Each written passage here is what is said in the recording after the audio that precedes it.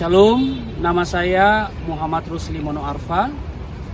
Saya berasal dari Sulawesi, orang tua berasal dari Gorontalo.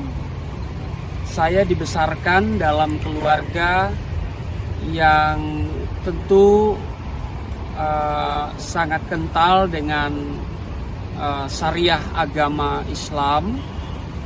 Ayah saya mendidik saya secara baik soal agama, dan karena itu saya pun bertumbuh menjadi seorang penganut agama dengan konsisten dan konsekuen.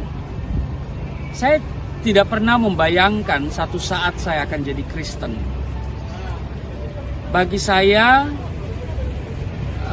Kristen itu tidak menarik. Ya. Saya sebagai orang Muslim atau terlahir sebagai Muslim, saya memiliki prinsip Islami, yaitu seperti yang tertulis di dalam Quran surat Al-Imran ayatnya yang ke-19, Inad dina indaulahil Islam. Agama yang diridhoi, yang diterima oleh Allah hanyalah Islam. Agama lain itu nggak diridhoi, agama lain itu nggak diterima.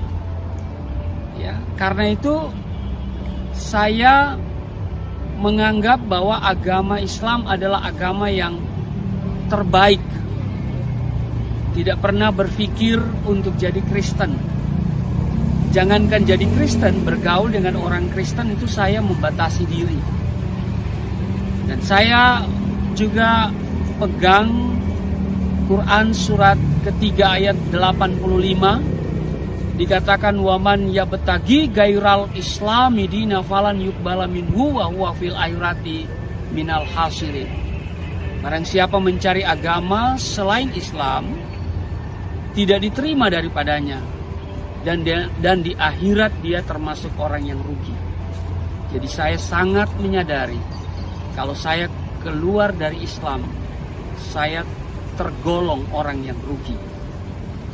Islam adalah hidup dan mati saya. Karena itu juga dikatakan di dalam Quran surat Al-Imran ayat 102, dikatakan wala tamutunna illa wa antum muslim.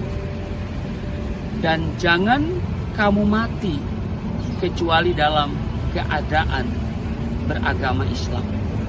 Inilah prinsip Islami yang saya pegang. Artinya untuk menjadi Kristen itu sebuah kemustahilan secara manusia. Karena selain tidak menarik Kristen itu bagi saya, ya, Kristen itu juga kafir menurut saya. Kenapa kafir? Karena ya sesuai dengan dalil Quran, di dalam Quran surat yang kelima Al-Maidah ayat 73 dikatakan laqad kafaral ladzina qalu innallaha salisu salasatan. Kafirlah mereka yang berkata bahwasanya Allah salah satu dari yang tiga. Jadi orang Kristen punya Allah itu tiga, karena ada Trinitas, Allah Tritunggal.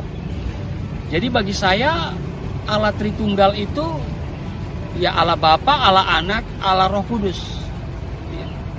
Jadi tiga Allah yang menjadi satu. Maka saya pegang ayat Quran Al-Maidah 73 itu mengatakan bahwa orang Kristen itu kafir. Cocok nih, ya, Al-Maidah 73 ini cocok untuk orang Kristen. Nah, yang kedua, saya mengatakan orang Kristen itu kafir, agama kafir, karena dia berkata Allah itu punya anak. Ya. Anak Allah itu namanya Yesus. Kan ada lagunya kan? Anak Allah Yesus namanya. Nah, maka Quran surat Al-Ikhlas itu menjadi sesuatu yang sangat saya pegang dengan kuat. Lam yalid walam yulad, tidak beranak dan tidak diperanakan. Karena itu kalau orang Kristen bilang Allah itu punya anak, wah ini sesuatu yang bagi saya ya apa ya, kekafiran gitu. Sesuai dengan Quran yang tertulis dalam Quran surat Al-Baqarah ayat 116 dikatakan wa qalu takhazallahu waladan. Ya. Dan mereka orang-orang kafir itu berkata Allah punya anak. Ya. Ini saya pegang. Dan yang ketiga, bahwa orang Kristen itu kafir karena dia menyembah Yesus yang notabene adalah manusia sebagai Tuhan. Ya. Karena itu juga dalil yang digunakan adalah Quran surat Al-Maidah ayat 72 berkata, laqad kafaral ladzina qalu innallaha huwal masihu ibnu Maryam. Ya. Kafirlah mereka yang berkata sesungguhnya Allah ialah Al-Masih anak Maryam. Nah, ini 3 alasan kenapa saya mengatakan agama Kristen itu agama kafir. Ya, saya nggak tahu yang lain ya. Apakah yang lain juga sama dengan saya yang mengatakan orang Kristen itu atau agama Kristen itu kafir dengan dalil ya Quran yang dipakai sebagai rujukan itu dalam Al-Maidah 73 ya, dalam Al-Baqarah 116 dan Al-Maidah 72. Ya, saya tidak tahu. Tapi inilah yang saya pegang. Ya. Itulah yang menjadi dasar saya mengatakan kepada orang Kristen, Kristen itu agama kafir. Maka sebagai agama kafir, nah ganjarannya adalah ya bunuh. Ya, bunuh. Karena pada akhirnya orang kafir itu juga akan masuk neraka. Nah ini. Jadi saya tidak pernah membayangkan untuk jadi Kristen. Saya tidak pernah terlintas di dalam hati untuk jadi Kristen. Jangankan jadi Kristen, bergaul dengan orang Kristen, saya tidak suka. Karena saya pegang prinsip yang belakangan saya tahu ternyata itu prinsip Alkitabiah. Pergaulan yang buruk merusak kebiasaan yang baik. Nah, pertanyaannya adalah, kenapa saya hari ini jadi Kristen? Saudara, kalau ditanya kenapa saya jadi Kristen, maka ada banyak alasan. Yang pertama, ya karena saya butuh juru selamat. Karena saya tidak dapat menyelamatkan diri saya sendiri. Karena konsep keselamatan di dalam agama saya yang lama adalah ya pertama agama, yang kedua ya beramal saleh, dan yang ketiga yaitu harus melewati jembatan Shiratal Mustaqim. Jadi harus melewati jembatan Shiratal Mustaqim. Nah, tetapi bagaimana saya sampai pada titik ya, bagaimana saya sampai tiba pada titik itu? Yang pertama, saya dijumpai oleh Isa Al-Masih. Saya berjumpa dengan pribadi yang sangat luar biasa. Dari perjumpaan itu, kemudian saya punya kerinduan untuk mengenal dia secara lebih dekat. Nah, tidak ada sumber yang paling akurat untuk mengenal Isa Al-Masih atau Yesus Kristus secara lebih dekat, yang paling akurat kecuali Alkitab. Ya. Tidak ada sumber yang paling akurat kalau kita mau mengenal siapa sesungguhnya Isa Al-Masih itu kecuali Alkitab. Nah, untuk mendapatkan Alkitab, apalagi membaca Alkitab, ini bukan persoalan yang mudah.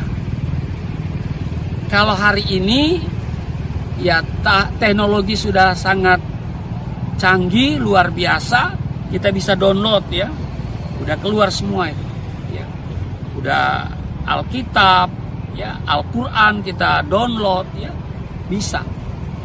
Tapi dulu tidak ada, di zaman saya dulu nggak ada kan, ya. Karena itu untuk mendapatkan Alkitab itu bukan sesuatu yang gampang, ya.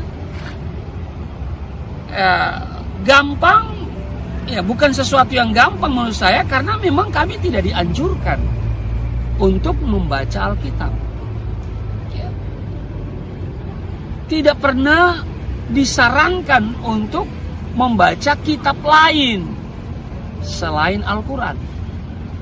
Karena bagi saya Alkitab yang ada itu sudah dikorup ya, sudah diubah-ubah, sudah palsu begitu ya.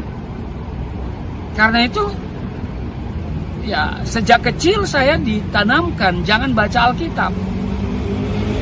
Saya kira sampai hari ini tidak ada ustadz yang menyarankan jemaahnya untuk membaca Alkitab. Tidak ada juga orang tua muslim yang menyarankan anaknya untuk membaca Alkitab.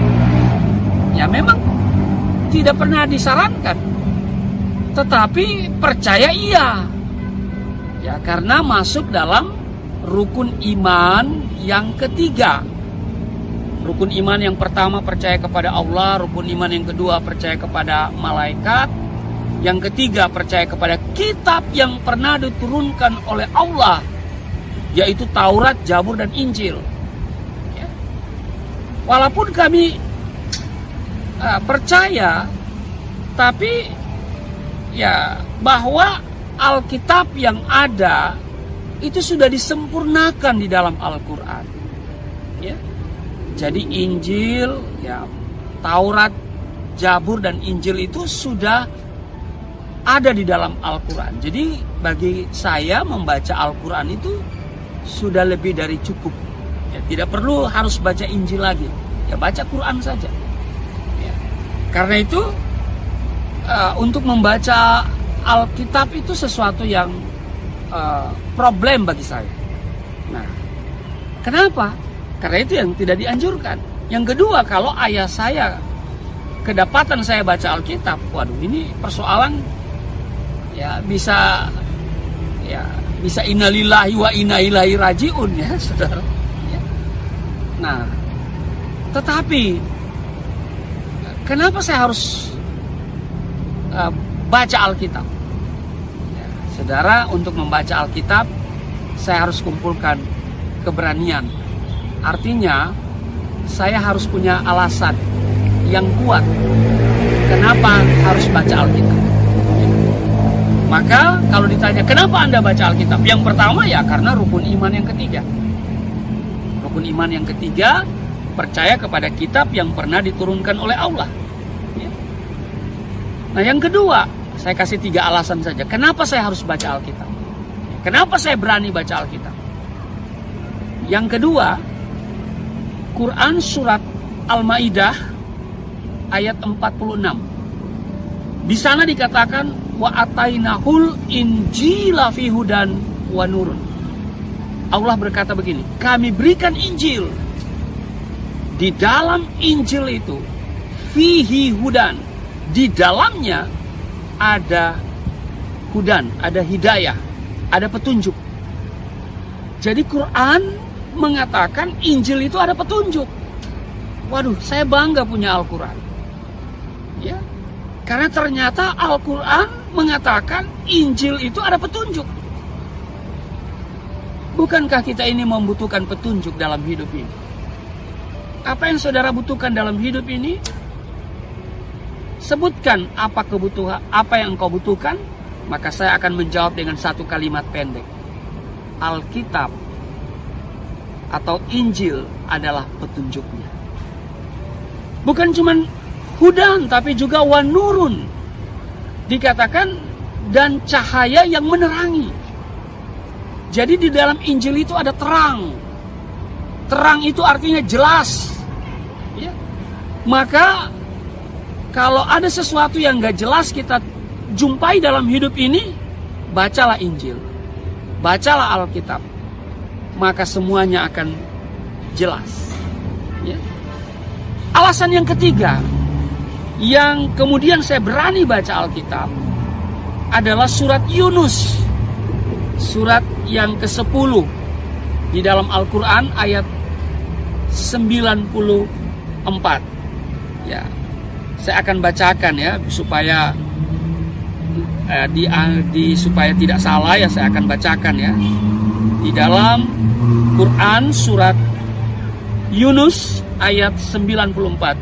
Fa in kunta fisaki mimma anzalna ilaika fas'alil ladzina yagra'unal kitaba min qablik. Maka jika kamu dalam kurung Muhammad berada dalam keraguan-raguan tentang apa yang kami turunkan kepadamu, maka tanyakanlah kepada orang-orang yang membaca kitab sebelum kamu. Jadi Nabi Muhammad, Allah suruh bertanya kepada mereka yang membaca kitab sebelum kamu. Kalau ada hal-hal yang tidak dimengerti, yang Allah turunkan dari langit, dari surga. Nah, siapa orang-orang itu? Ini pertanyaannya. Tentu Al-Quran selalu berkata Yahudi dan Nasrani. Nah, kitab apa yang mereka baca? Ya tidak lain dan tidak bukan ya Taurat, Zabur, dan Injil. Wah, ini yang membuat saya kemudian berani baca Alkitab. Ya. Jadi mulailah saya mendapatkan Alkitab, lalu kemudian saya membaca. Waktu saya membaca, wow, saya menemukan hidayah. Ya. Jadi kalau ditanya kenapa Anda jadi Kristen, ya dapat hidayah. Ya. Yang benar itu, kalau ada orang yang murtad dapat hidayah itu benar. Karena pasti dia baca Injil. Sementara Quran katakan di dalam Injil ada hidayah, ada petunjuk. Nah, petunjuk mana yang saya temukan? Beberapa petunjuk, tapi saya angkat saja pada kesempatan ini satu. Yohanes pasal 14 ayat yang ke-6. Akulah jalan, kebenaran, dan hidup. Tidak seorang pun yang datang kepada Bapa kalau tidak melalui aku. Demikian kata Yesus. Ini petunjuk. Karena memang selama ini saya minta petunjuk. Saya berdoa, ihdinas siratal mustaqim, tunjukilah kami jalan yang lurus. Nah, sekarang Yesus katakan, akulah jalan, kebenaran, dan hidup. Ini luar biasa. Karena itu, waktu saya dapat petunjuk ini, bukan berarti saya langsung jadi Kristen, belum. Tidak mudah untuk melepaskan iman Islam. Karena begitu lahir saja, saya sudah diajanin tentunya. Artinya roh Islam itu sudah menyatu dengan roh saya. Apa yang saya lakukan? Terjadilah kebimbangan yang begitu dalam kehidupan saya, antara memilih agama yang semula atau harus menerima sesuatu yang baru, antara kitab suci Al-Quran atau kitab suci Alkitab. Untuk memilih ini bukan sesuatu yang mudah. Apa yang saya lakukan? Saya tahu bahwa ada Tuhan, dan Tuhan yang berhak atas dua kitab suci ini. Maka itu saya berdoa. Doa saya, kalau Alkitab ini benar, lupakan saya kepada yang lain. Tapi kalau Alkitab ini salah, lupakan saya untuk selama-lamanya kepada Alkitab. Berhari-hari, berminggu-minggu, bahkan berbulan-bulan, sampai kemudian Isa Al-Masih kemudian datang menjumpai saya lagi dalam sebuah penglihatan, ya. Dan dia mengulurkan tangannya dan dia berkata, "Datanglah kepadaku, niscaya kau akan mendapatkan kedamaian jiwa." Pada saat itu saya ambil keputusan untuk menerima Yesus sebagai Tuhan dan Juru Selamat. Apa yang terjadi? Waktu saya menerima Yesus sebagai Tuhan dan Juru Selamat, ada sukacita yang luar biasa. Ya. Dan sukacita ini adalah sukacita untuk menjadi saksi Tuhan. Wah, ini dia. Ya. Kita hidup ini bukan kebetulan.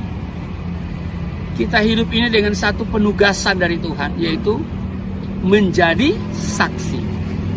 Hidup untuk menjadi saksi. Sebelum Yesus naik ke surga, dia juga memberikan amanat ilahi kepada kita. Jadikanlah semua bangsa muridku. Kita harus bersaksi. Bersaksi tentang Yesus Kristus. Ini luar biasa. Ya. Karena itu saya bersaksi, kemudian saya harus, Tuhan izinkan, berhadapan dengan pihak hukum. Saya kena pasal 156A KUHP. Ya. Tadinya itu subsidiar, primernya itu undang-undang subversif. Ya, tapi kemudian itu gugur, lalu kemudian 156A KUHP. Ya, itu yang juga dituduhkan kepada mantan gubernur, ya, DKI. Ya. Nah, proses persidangan dimulai. Ya, singkat cerita, ancaman maksimal dari 156A KUHP itu 5 tahun pidana penjara. Kemudian saya dituntut oleh tim jaksa penuntut umum pidana penjara 4 tahun. Sebelum putusan, saya dipersilakan membaca pidato pembelaan. Pidato pembelaan saya susun dengan tema yang menarik. Karena hidup untuk bersaksi, maka ini kesempatan bagi saya untuk bersaksi. Maka itu pidato pembelaan itu saya susun dengan tema yang begitu menarik. Yesus Tuhan dan Juru Selamat. Di luar Yesus tidak ada jaminan keselamatan. Di akhir pidato saya menyatakan sikap saya, putus tali tempat bergantung, hancur bumi tempat berpijak, keputusanku satu, mengikut Yesus untuk selama-lamanya. Apa yang terjadi? Putusannya menjadi 4 tahun dan 6 bulan. Jadi 6 bulan lebih berat dari tuntutan jaksa penuntut umum. Secara hukum, menurut penasihat hukum saya, bahwa putusan itu belumlah menyentuh perasaan hukum dan keadilan. Maka penasihat hukum katakan kita naik banding. Nah, saya kemudian melihat, karena hidup ini untuk bersaksi, maka ini kesempatan lagi untuk bersaksi. memori banding disusun lagi dengan tema yang sangat menarik. Yesus Tuhan dan Juru Selamat.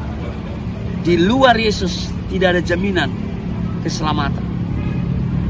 Apa yang terjadi? Putusan dari pengadilan tinggi negeri, putusan dari pengadilan tinggi itu menguatkan putusan pengadilan negeri. Artinya, hukuman saya tetap 4 tahun dan 6 bulan. Menurut penasihat hukum saya berkata, belum menyentuh perasaan hukum dan keadilan. Maka kita harus kasasi. Nah, lagi-lagi saya melihat ini kesempatan untuk apa? Bersaksi. Karena ingat, hidup itu untuk bersaksi. Hidup ini untuk menjadi saksi. Ya, bukan sembarang saksi ya. Tetapi kita bersaksi tentang pribadi yang luar biasa. Namanya Yesus Kristus. Maka memori kasasi kembali lagi disusun dengan tema yang sangat menarik. Yesus Tuhan dan Juru Selamat. Di luar Yesus tidak ada jaminan keselamatan. Ya, putusannya tentu sudah bisa ditebak. Mahkamah Agung menolak permohonan kasasi. Artinya hukuman saya tetap 4 tahun 6 bulan. Udah selesai jalur hukum. Ya, artinya sudah selesai jalur untuk saya bersaksi ya, melalui hukum. Karena itu saya harus menerima putusan itu dengan sukacita, ya, dengan bersyukur. Pengkhotbah 3 ayat 16, itulah yang menguatkan saya. Ada lagi yang kulihat di bawah matahari. Di tempat pengadilan, di situ pun terdapat ketidakadilan. Di tempat keadilan, di situ pun terdapat ketidakadilan. Saya harus menjalaninya dengan sukacita dan tentu dengan mengucap syukur. Nah, dari 4 tahun 6 bulan saya jalani 3 tahun 2 bulan di dalam penjara. Selebihnya saya dibebaskan bersyarat, status tetap narapidana, tapi saya sudah berada di luar lembaga pemasyarakatan. Ya. Setelah saya jadi Kristen, saya baru memahami, ternyata dulu itu saya gagal paham tentang iman Kristen. Saya pakai dalil Quran untuk menolak paham konsep Trinitas, Allah Tritunggal. Saya berpikir orang Kristen punya Allah itu 3. Tapi setelah saya jadi Kristen, ya, tidak ada orang Kristen yang mengatakan Tuhannya ada 3. Jadi orang Kristen itu tidak seprimitif yang saya bayangkan. Gak pernah ada orang Kristen membayangkan Allahnya 3. Ya. Ternyata saya gagal paham. Saya pikir Trinitas itu berbicara tentang berapa Allah. Ternyata Trinitas itu bukan berbicara tentang keberapaan Allah, tetapi bicara tentang kebagaimanaan Allah. Ya. Dan ternyata setelah saya coba untuk memahami lebih dalam, ternyata Quran surat Al-Maidah 73 itu tidak ada masalah dengan iman Kristen. Sebab Al-Maidah ayat 73, laqad kafaral ladzina qalu innallaha salisu salasatan, itu bukan menolak paham Tritunggal, Allah Tritunggal, tapi ini menolak paham triteisme atau paham 3 Tuhan. Artinya bahwa ayat Al-Quran ini tidak ada masalah dengan iman Kristen. Ya. Tidak ada masalah. Yang kedua, saya baru pahami setelah saya jadi Kristen, setelah saya menjadi orang Kristen. bahwa saya itu dulu gagal paham soal status Yesus anak Allah. Ya. Kalau saya menggunakan kalimat dalam surat Al-Ikhlas, lam yalid walam yulad, lalu kemudian ini saya gunakan untuk menolak status anak Allah bagi Yesus, ini salah alamat. Apalagi Quran surat Al-Baqarah ayatnya yang ke 116 itu yang berkata wa qalu tahazallahu waladan, dan mereka orang kafir berkata Allah itu punya anak. Lalu kemudian ini dialamatkan kepada orang Kristen karena Yesus anak Allah. Ini lagi-lagi saya katakan salah alamat. Kenapa? Karena ternyata gelar Yesus sebagai anak Allah itu bukan diterjemahkan dari kata walad. Kata walad ya, lam yalid walam yulad. Kata walad di situ anak secara biologis. Karena kata walad itu menurut etimologi bahasa Arab anak dalam pengertian biologis. Nah, Yesus gelar anak Allah itu kalau kita periksa Alkitabul Muqaddas, Alkitab berbahasa Arab, itu diterjemahkan dengan kata Ibnullah. Ya. Ibnullah artinya apa? Anak Allah juga, tapi dalam pengertian metafora. Ya. Bukan dalam pengertian biologis. Ya. Bahwa tidak semua anak hasil hubungan biologis. Ya. Karena ternyata ada anak kunci, ada anak tangga, ya kan? Apakah itu terjadi secara biologis? Tentu tidak. Jadi artinya sebagai orang Kristen, saya menghargai surat Al-Ikhlas. Ya, bahwa surat Al-Ikhlas itu tidak ada masalah dengan iman Kristen, terutama status Yesus atau gelar Yesus sebagai anak Allah. Kemudian bagaimana dengan surat Al-Maidah ayat 72 yang berkata bahwa laqad kafaral ladzina qalu innallaha huwal masihu ibnu Maryam.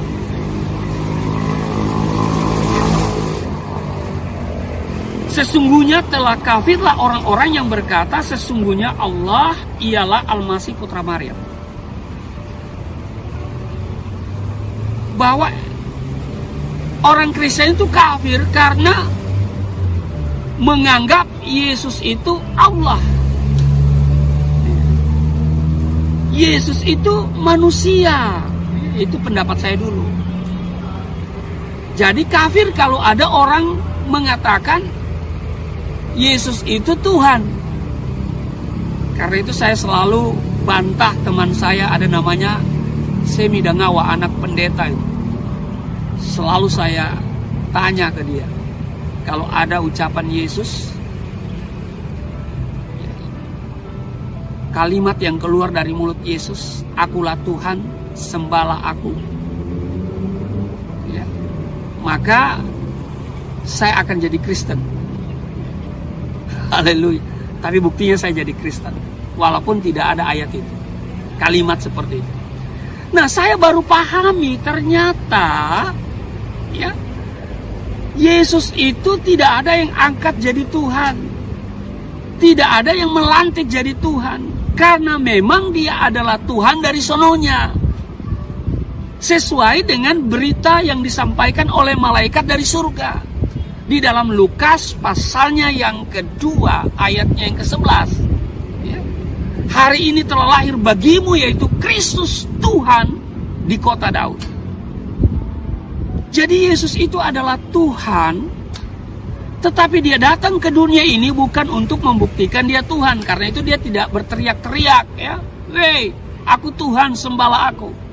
Yang ada di Alkitab yang teriak-teriak minta disembah itu iblis, setan, ya. Itu yang minta disembah sebagai Tuhan.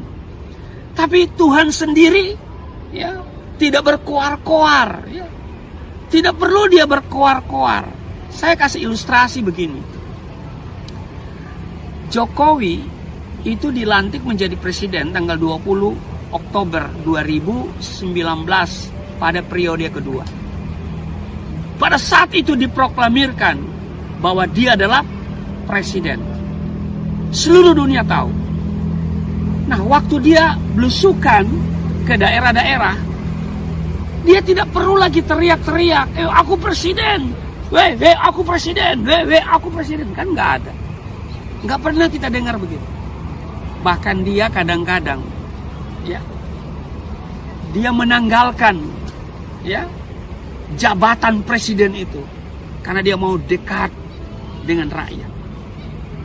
Nah, Yesus itu datang ke dunia bukan untuk membuktikan dia Tuhan. Karena itu dia tidak berteriak-teriak, berkoar-koar, akulah Tuhan, sembahlah aku. Karena memang misinya datang ke dalam dunia ini bukan untuk membuktikan dia Tuhan. Bahwa dia melakukan perkara-perkara yang besar itu udah kelihatan. Mujizat-mujizat yang dasar. Kenapa dia lakukan itu ya? Karena memang dia Tuhan gitu kan. Tapi dia datang ke dalam dunia ini dengan misi yang utama adalah untuk menyelamatkan manusia yang berdosa. Karena itu Alkitab katakan dia menanggalkan keilahiannya, dia kenosis, dia mengosongkan dirinya. Dia mengambil rupa seorang hamba manusia, berbicara dengan manusia dengan bahasa manusia, merasakan apa yang dirasakan oleh manusia. Jadi kalau engkau hari ini merasakan sesuatu yang tidak enak, Tuhan mengerti. Kenapa dia mengerti? Karena dia pernah menjadi manusia. Ya. Nah, jadi saya tidak pernah ragu dengan iman kekristenan saya. Walaupun saya harus membayar 4 tahun 6 bulan di penjara. Saya masuk penjara pertama kali itu dipukul babak belur. Saya tidak mau ceritakan. Ya, karena saya sudah hapus. Ya. Saya sudah kepahitan itu saya sudah cabut dari kehidupan saya. Saya nggak mau lagi cerita tentang masa susah. Ya. Tetapi saya mau tetap bersukacita. Nah, satu hal yang sangat menarik yang saya mau tegaskan di akhir kesaksian saya ini adalah saya begitu kagum dengan keselamatan yang ditawarkan oleh iman Kristen. Keselamatan yang ditawarkan oleh Yesus, ya. Saya akan bacakan beberapa ayat Alkitab secara cepat, ya. Misalnya di dalam Yohanes pasal 10 ayat 9. Akulah pintu, barang siapa masuk melalui aku, ia akan selamat dan ia akan masuk keluar dan menemukan padang rumput. Yohanes 10:28, dan aku memberikan hidup yang kekal kepada mereka, dan mereka pasti tidak akan binasa sampai selama-lamanya, dan seorang pun tidak akan merebut mereka dari tanganku. Juga di dalam Yohanes 14 ayat 6 yang menjadi ayat favorit panggilan saya. Akulah jalan dan kebenaran dan hidup. Tidak ada seorang pun yang datang kepada Bapa kalau tidak melalui aku. Kan Yesus mengajarkan begini, doa Bapa kami yang di surga. Bapa kami yang di surga, dikuduskan namamu. Artinya Bapa itu di surga. Jadi tidak seorang pun yang sampai ke surga kalau tidak melalui Yesus. Mungkin ada jalan lain menuju surga, ya silakan.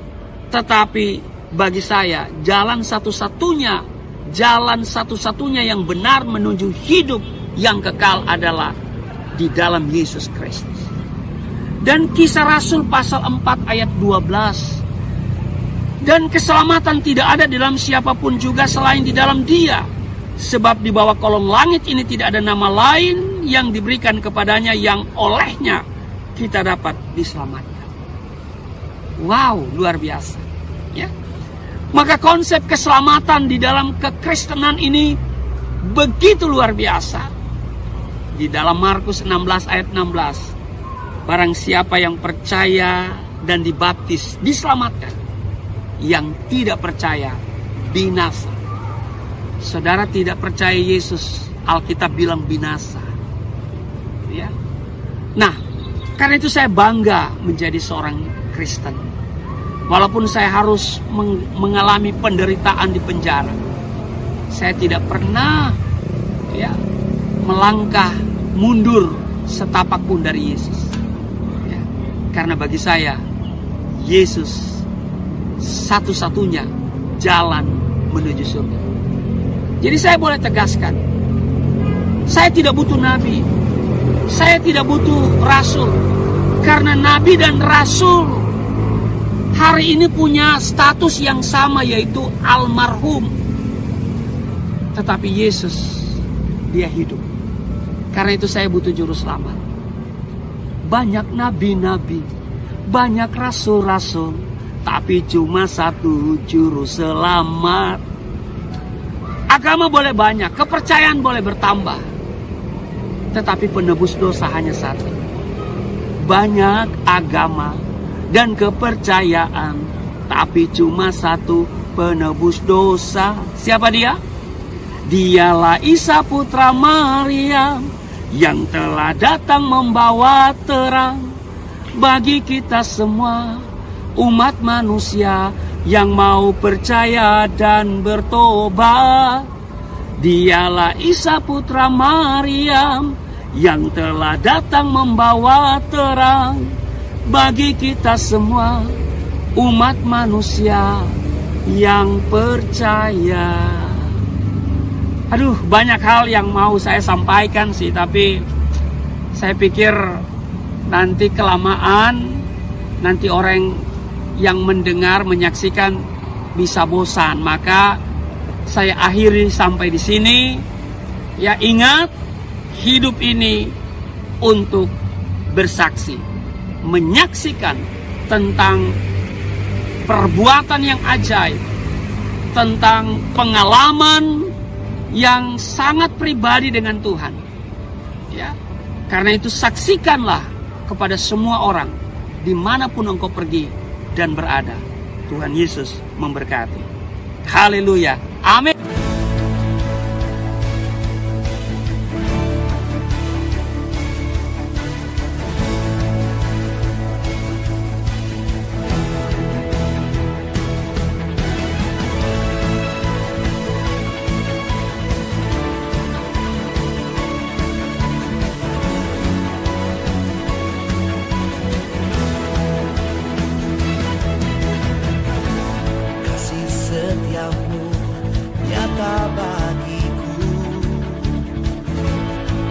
Kebajikan tersedia bagiku.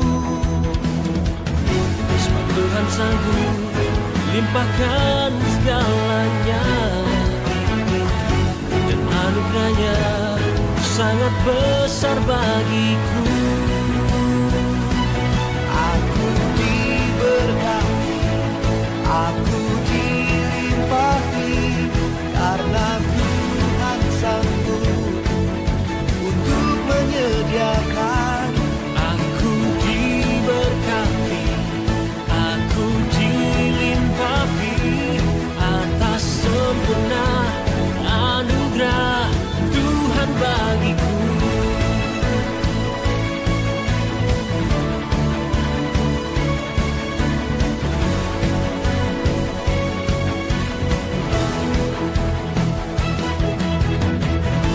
Kasih setiamu nyata bagiku, hikmat kebajikan tersedia bagiku. Sebab Tuhan sanggup melimpahkan segalanya,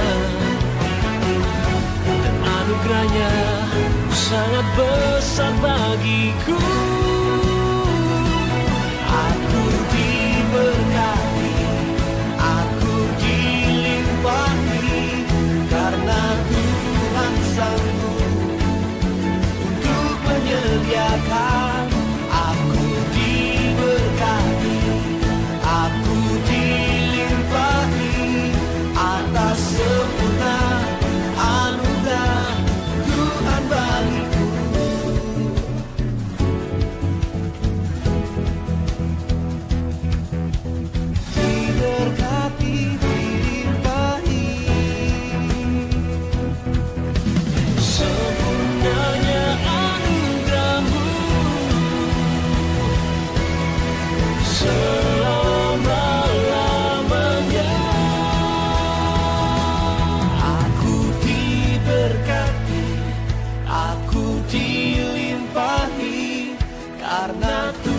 Tuhan sanggup untuk menyediakan.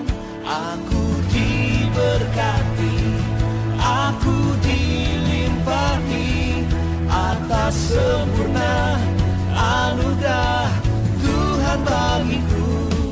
Aku diberkati, aku dilimpahi karena Tuhan sanggup untuk menyediakan.